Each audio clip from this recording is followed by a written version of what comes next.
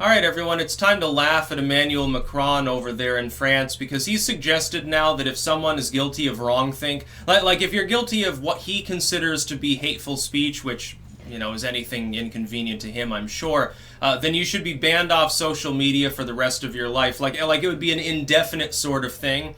I guess he'd probably have to, and look, the moderates over there that want to sort of kind of rein in the authoritarianism, they'd probably say, oh, it's okay to ban them, but not forever. Like, make them write an apology and give them a 6 months probationary period where they can't use, like, YouTube and stuff like that. I guarantee somebody will suggest some stupid shit like that. I'm thinking, like the mother of the modern republican system, which is France, not really the U.S., we're basically adapting the French model, has fallen to a person who refers to himself as Jupiter and like he calls his own people thugs and likes to see them get killed and is like he's no better than the fucking Maduro or any other tin horn in this world. In fact, it's almost worse.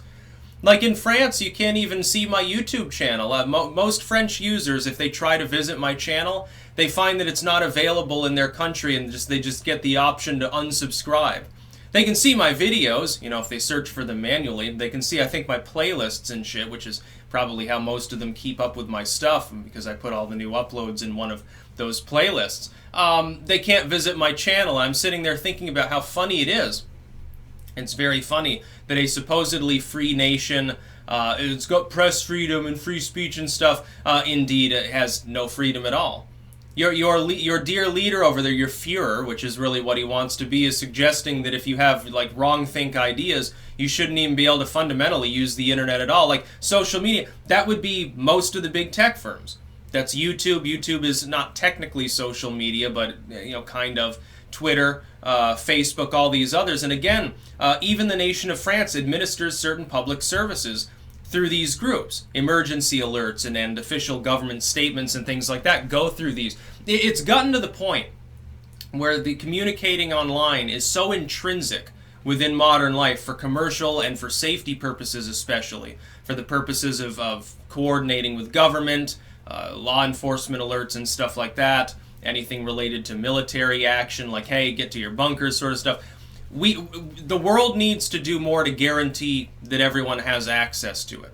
Because if it's going to be a worldwide platform, it should represent the world, not just like, hey, whoever happens to have the right opinions within this nation can use the internet. This is the sort of thing you're more akin to seeing in a nation like Turkey, where Erdogan flips a switch and turns Twitter off for his people fundamentally during elections in order to keep them from, coordinating and releasing information on all the phony ballots that they're stuffing the boxes with, which has happened now several elections in a row. That's why they have blackouts every election day. I wonder why that could possibly happen. It's not strange at all. By the way, I don't see Macron worrying about that. I don't see him criticizing the Erdogan or Saudi Arabia or any of these other so-called free nations that aren't. Just remember, the Saudi Arabian government brands itself as free. Yeah, people are totally free. We have free religion as long as it's Sunni Islam, and you have freedom of speech. Just you can't criticize the House of Saud. You can't criticize Muhammad, but other than that, you're okay. And it's really funny to see the propaganda effort, the linguistic propaganda, really, that revolves around politics these days. What I would say is that French people should be resistant to this sort of thing. I mean, I don't think he has a mandate. Like, his popularity is so low, I'm not sure he'd have a mandate to actually push such a thing through. Like, I don't know, what's the legislature, the legislative body that's over there, what's the composure of it? What's it composed of? What members from what parties, and would they go along with it? Maybe someone from France who can still access my content more regularly can tell me about that, because I haven't kept up with that as much, because the U.S. elections are now all-encompassing. That and the sort of Hanoi meeting right now are really the two big issues, in Venezuela, close third. I think that the idea that a government would be able to tell its people that they can't use modern electronic communication because they have the wrong political beliefs is draconian. Seems a little bit like Goebbels would be smiling down on Macron right now. It's like the Nazis, I guess, won. They retook France, and this time they didn't have to fire a shot. And that's really what I identify the EU as. It's an imperialistic movement. Globalism is just a variant of imperialism that's been rebranded and made family-friendly for a mind-numbed audience that was primed by propaganda for decades and decades. In the Cold War, you externalize the foe. Now the foe is within. It's whoever happens to dissent within your nation, because there's no external foe anymore that can be used as a scapegoat. And so you get more and more propaganda.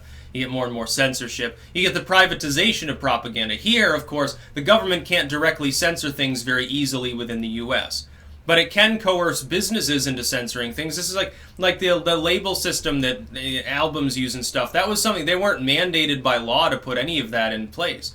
The TV channel, with the exception of certain FCC regulations, is a public utility on cable or something, or net neutrality sort of stuff.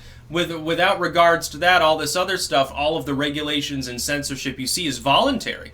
Private businesses took it up because they didn't want to spar with the government, and they wanted to be family friendly and not attacked by the government or by other entities that were trying to browbeat them. We see this happening right now in the online world. There's a steady encroachment of centralization and corporate fascism on the internet, because groups that were originally very libertarian and extremely decentralized have decided to roll over and not fight the advertisers, the craptivists, and the lamestream political establishment. And part of it is the European political establishment. People like Macron, not just the U.S. government. The U.S. government is much more respectful of free speech than these others. It's not that they have some deep-seated patriotic, apple pie and the First Amendment values in mind. It's more like they don't want to get voted out. But over in France, apparently, people haven't been voting the scumbags out.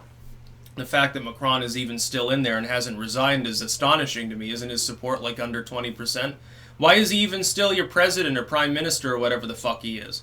And then he makes stupid suggestions like this. Rather than address the issues that the yellow vests want addressed, rather than talk about taxation or open borders or crime or any of these other things or people defending themselves, instead of doing what maybe Salvini is doing in Italy, they go in the opposite direction. Macron says, well, I've got the solution. We'll just, basically keep people off of the internet if they disagree with me.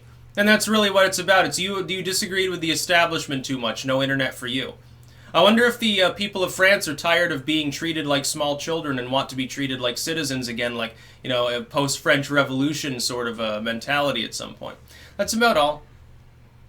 Peace out.